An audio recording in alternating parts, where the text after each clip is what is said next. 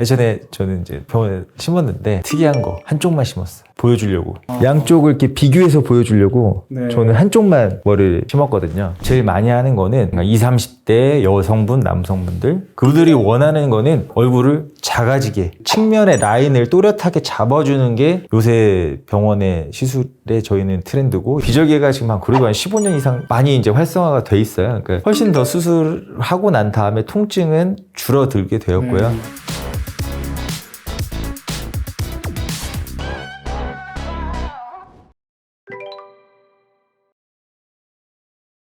피부가 똑똑해지는 시간 피부톡톡 탈모 특집의 마지막으로 많은 관심을 이제 환자분들이 가지고 있는 모발 이식에 대해서 알아보는 시간을 가지도록 하겠습니다. 우리가 앞서 생활관리나 치료들도 알아봤지만 만약에 하다 안 되면은 최종적으로 또 생각해 볼 수 있는 게 이제 모발 이식도 생각을 해볼 수 있고 실제로 많이 행해지고 있는 걸로 알고 있는데요. 실제로 이제 모발 이식을 이제 굉장히 전문으로 하시다 보니까 이제 모발 이식에 대해서 해주실 말씀이 많으실 것 같아요. 주로 어떤 때 모발 이식을 얘기를 해주실까요? 안 될 때 하기도 하지만 되고 있는데도 하는 경우도 있고 저는 사실 모발 이식은 어느 시기에 하냐라고 물어보면 일단은 헤어스타일이 안 될 때 하는 거죠. 정말 심하게 탈모가 진행되는 분들도 하긴 하지만 젊은 남성이나 여성들에서 탈모가 없어도 내가 하고 싶은 머리 스타일이 안 될 때 그렇다고 너무 젊은 사람이 20대 남성이 탈모가 진행이 될지 앞으로 어떠한 계획도 없는 상황에서 권하지는 않고요. 조금 탈모가 진행되는 정도를 예측을 하고 준비가 된 상황에서 헤어스타일이 안 되면 그때쯤에 하라고 하는 거죠.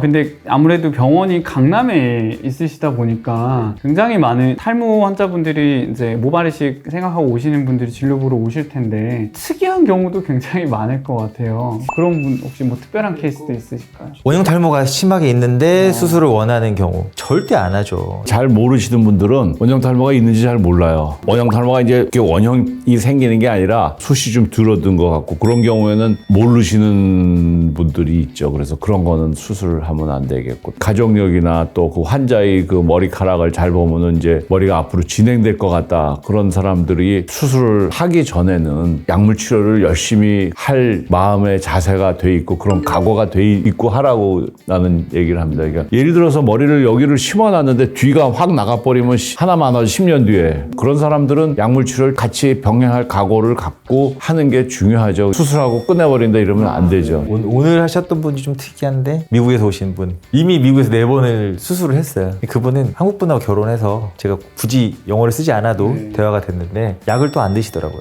그분은 약을 자기는 안 먹겠다 주인데 수술로 계속 커버를 하고 계시는 분이시더라고요. 제가 한국 분이었으면 제가 잘 설득을 했을 텐데 영어가 짧아서 진짜 특이한 경우네요. 수술을 계속해서 반복하는 그런 케이스도 있군요. 그렇게 많지는 않죠. 한국 분들 같은 경우는 그렇게 오지는 않고 젊은 남자인데 탈모가 없지만 미용적으로 만족이 안 돼서 그렇게 한 4-5번씩 허거 오시는 분들이 있는데 오늘 같은 분은 약을 안 먹고 수술로만 그렇게 또 가시는 미국 분은 또 일단은 말씀 들어보면은 헤어스타일이 사회생활을 위해서 혹은 본인의 만족을 위해서 안 나오시는 분들이 주로 하게 된다 이렇게 하시는 것 같고 혹시 요새의 모발 이식의 어떤 트렌드 같은 게 따로 있을까요?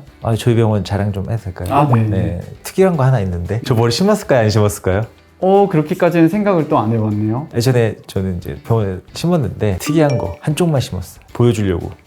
이게 원래 이제 남자들 M자가 조금씩 올라간다고 하는 거거든요. 양쪽을 이렇게 비교해서 보여주려고 저는 한쪽만 머리를 심었거든요. 제가 어디서 듣기로는 이제 모발 이식 테스트를 위해 이제 팔다리 심는 것까지 들어봤는데 심으면 난다?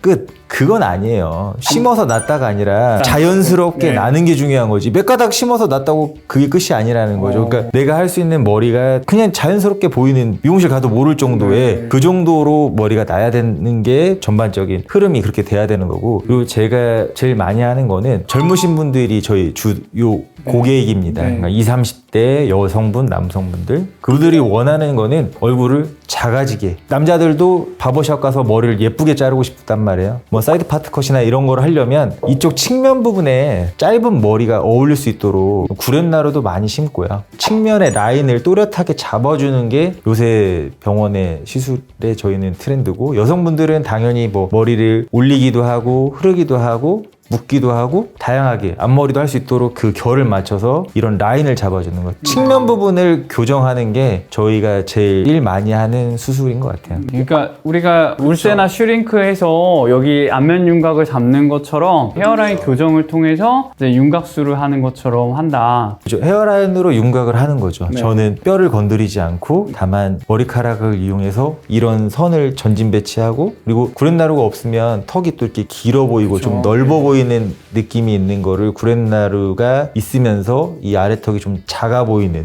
그런 네. 느낌을 만들 수 있는 게 요새 젊은 분들이 많이 하는 것 같습니다. 그리고 또 왜 다른 또 특수 부위 모발 이식 이런 것들이 있으실까요? 예전에는 그 여성분들이 한 1% 정도가 이제 무모증이 있고요. 빈모증이라는 10% 정도 성기부위 털이 적어서 심었던 분들이 있었는데 요새는 뭐 왁싱도 많이 하고 이러니까 대중탕을 이용하는 것도 많이 줄었고 그래서 그런 시술은 좀 거의 없는 것 같아요. 그런 빈도는 줄었는데 눈썹의 끝부분, 눈썹 문신을 많이 하시는데 눈썹 문신하고 나면 내가 인상이 달라진 거를 본인이 느낀 게 제가 측면 부분 교정하면 그 느낌이 비슷하게 나오는 거고요. 그리고 문신을 해도 아예 없는 부분은 밀도감이 떨어지기 때문에 좀 티가 나거든요. 그런 분들이 보이면 수술을 계획할 때 제가 좀 그 부분을 좀 같이 심자고 해서 눈썹을 심는 경우들이 꽤 많고 저는 수염이 많은데 남자들 중에 이 수염에 또 로망 있는 분들이 있거든요. 수염 중에서도 가끔 이제 이렇게 이어지는 부분이라든지 네. 이렇게 한다든지 근데 아직 한국 정서에서는 하고 나면 좀 많이 어색해 하시더라고요. 그리고 또 하나 이렇게 또 모발 이식을 계획하시는 분들한테 되게 또 관심 있는 게 내가 도대체 몇 모를 심어야 되냐, 뭐 많이 심는 게 좋은 거냐, 뭐 이런 게 좀 이렇게 질문이나 궁금해하시는 게 있는 것 같은데 뭐 이런 혹시 뭐 기준으로 설명해 주시는 게 있으실까요? 일단은 디자인을 잡아야 그 면적을 저는 계산을 하고요. 그 면적에 내가 어느 정도로 밀도를 심어야겠다는 게 서면 이식되는 양은 정해집니다. 하지만 후두부에서 과연 얼마만큼이 나올 수가 있는 건지 부위의 상태에 따라서 종합적으로 결정이 되겠죠. 그래서 어느 병원 갔더니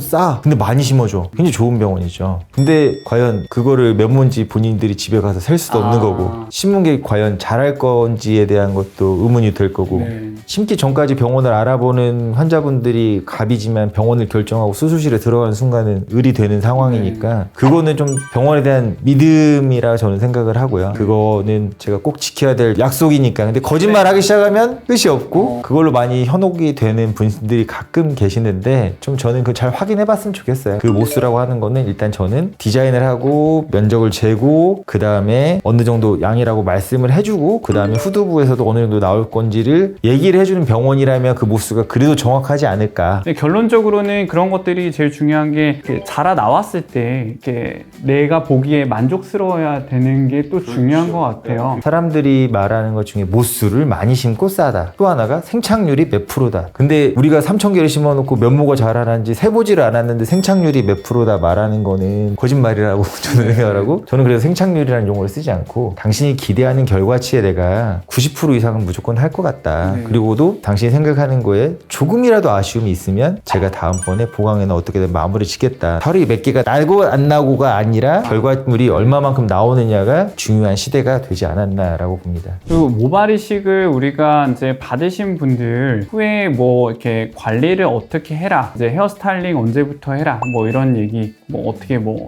대략적으로 해주실까요? 주사도 놓고 뭐 관리를 이렇게 하는 병원들이 있는데 수술은 생착 기간이라는 게 있거든요. 넉넉히 일주일, 3일. 그때까지는 술, 담배를 하면 안 되는 거고 일주일은 정말 주의를 주는 게 필요하고 그게 가장 중요한 기간이에요. 그 이후의 관리는 저는 중요치 않다고 생각합니다. 그래서 그 다음에 다른 치료는 저희는 하지 않고 있고요. 그 다음에 피부가 아물어 가는 과정 그리고 우리가 붉은기가 사라지는 과정 보통은 피부가 아무는 거는 2주 정도면은 다 아물고요. 그리고 조금 자극이 될 수 있는 뭐 염색이나 뭐 펌이나 이런 거는 한 달 정도 기간 뒤에 하라고 말씀을 드리고 있죠. 이렇게 관리를 해서 골든타임이 한 1, 2주 정도 잘 아물고 나서 또 약을 또 꾸준히 잘 먹는 것도 굉장히 중요하고 물론 약을 안 먹어도 되는 경우도 있죠. 그러니까 탈모가 아니어서 하시는 분들은 약을 먹지 않고 그런데 그분이 5년 뒤에 또 탈모가 올 수도 있는 거니까 그거는 이제 병원을 주기적으로 방문을 하면서 제가 이 시기가 되면은 이제 약을 먹을 필요가 있다라고 얘기를 하고 있죠. 이렇게 우리 이제 모발 이식에 대해서 관리는 어떻게 어떻게 하는지까지 알아봤는데요. 원장님 혹시 이제 모발이식 계획하시는 분들에게 혹시 해주고 싶은 말씀 있으실까요? 수술하게 되면 되게 아플까봐 걱정을 하는데 통증이 제일 문제인 것 같아요. 환자들 되게 무서워해요. 아프냐고 그러는데 우리 병원에서 하는 사람들은 별로 안 아파하는 것 같아요. 하고 난 사람들 보면은 별로 아프다는 얘기 안 해요. 비절개가 지금 그래도 한 15년 이상 많이 이제 활성화가 돼 있어요. 그러니까 훨씬 더 수술하고 난 다음에 통증은 줄어들게 되었고요. 그리고 수술 중간중간에 하는 처치들이나 그리고 또 수면 마취를 조금 적소에 쓰면 모발이식이 그렇게 예전처럼 고통스럽거나 힘들거나 하고 나서 그 불편감 있는 수술은 아닌 것 같아요. 그래서 직장 다니시는 분들은 금요일날 수술하시면 월요일에는 출근할 수 있는 정도가 대부분인 것 같습니다. 탈모의